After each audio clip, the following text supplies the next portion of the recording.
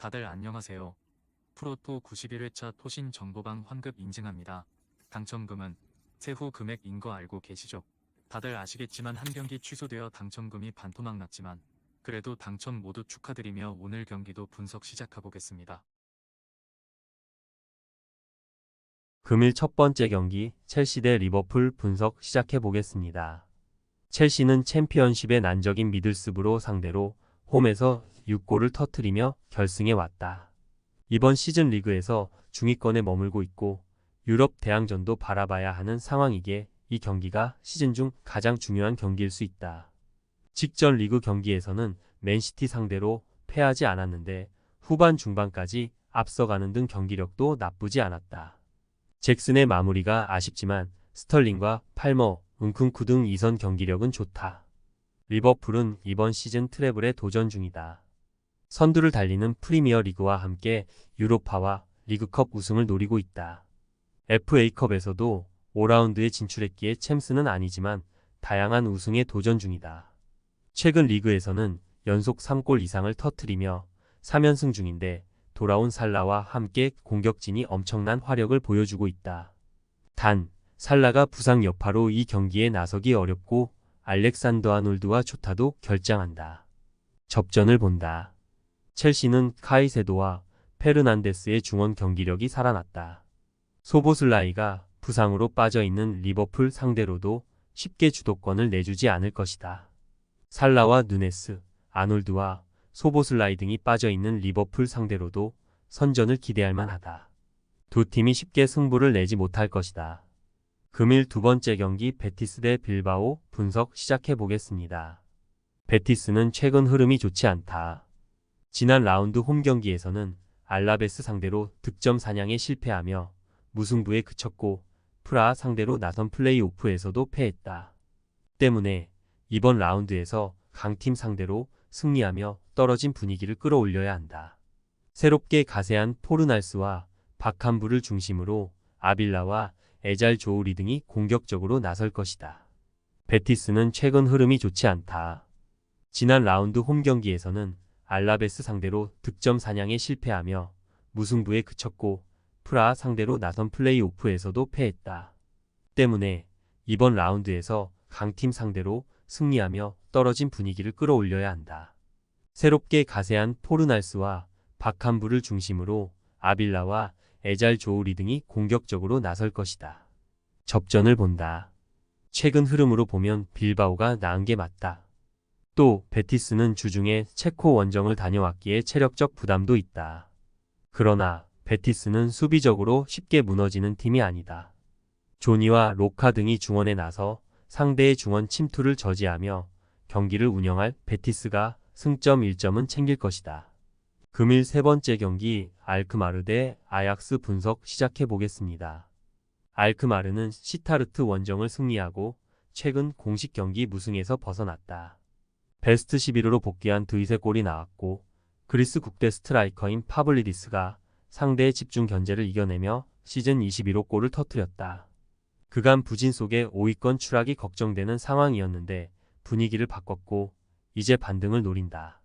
아약스는 이 경기를 승리하면 알크마르와 같은 승점으로 올라설 수 있다. 그러나 최근 흐름은 다소 아쉽다. 호벤 상대로 패하지 않은 건 다행이었지만 헤렌벤과 네이메언 상대로 승점 1점 추가에 그쳤다. 베테랑 볼란치인 핸더슨의 가세 효과가 있긴 하지만 베르바인이 부상으로 정상 컨디션이 아니고 닐슨의 경기력 기복이 있다. 접전을 본다. 홈에서 나서고 일정상으로도 유리한 건 분명 알크마르다. 아약스의 최근 경기력 기복도 감안해야 한다.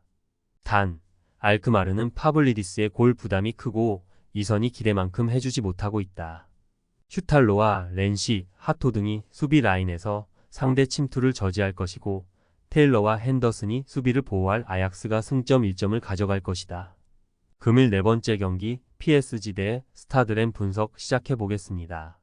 파리는 지난 라운드 원정 경기에서 낭트 상대로 완승하며 리그 1위를 공고히 했다. 지난 시즌 랑스와 치열한 경쟁을 펼친 것과 달리 이번 시즌은 우승 가능성이 매우 높다. 또 챔스와 프랑스 컵 대회에서도 순항하며 시즌 트래블에 도전 중이다. 시즌 종료 이후 레알 이적이 유력해진 음바페 이슈가 있긴 하지만 남은 시즌 문제없이 나설 것이고 바르콜라와 이강인, 자이르 에메리 등 젊은 선수들의 성장세도 가파르다.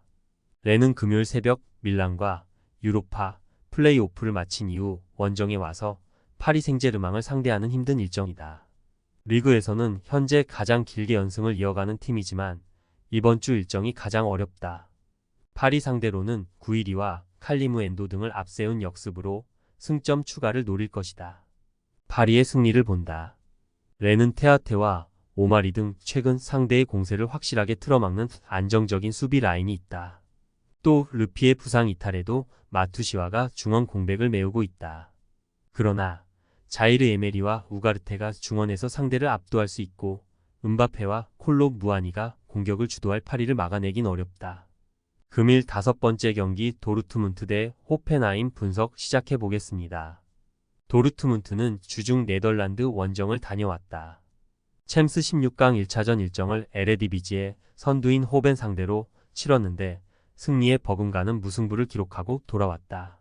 동점골을 허용하긴 했지만 말렌의 선제골이 있었고 추가 실점하지 않았다.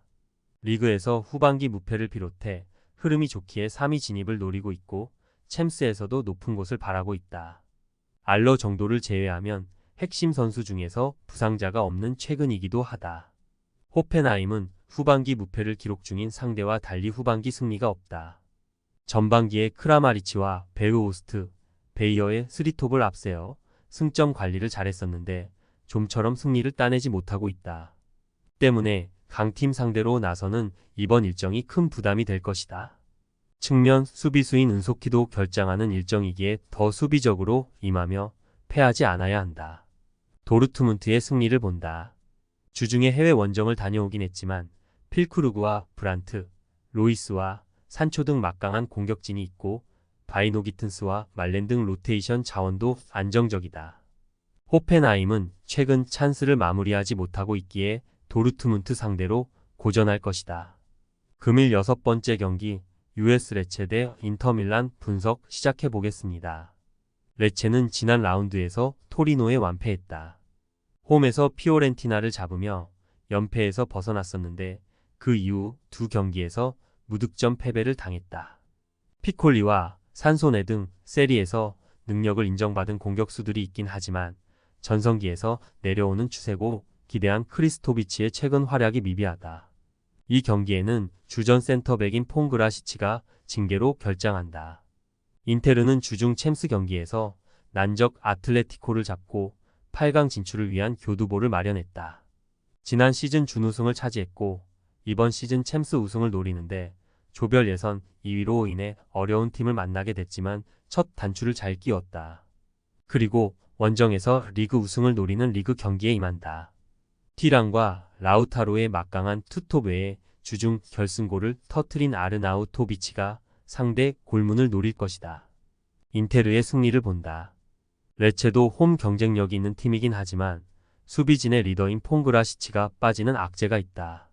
또 인테르 상대로는 전력의 열세가 확실하다.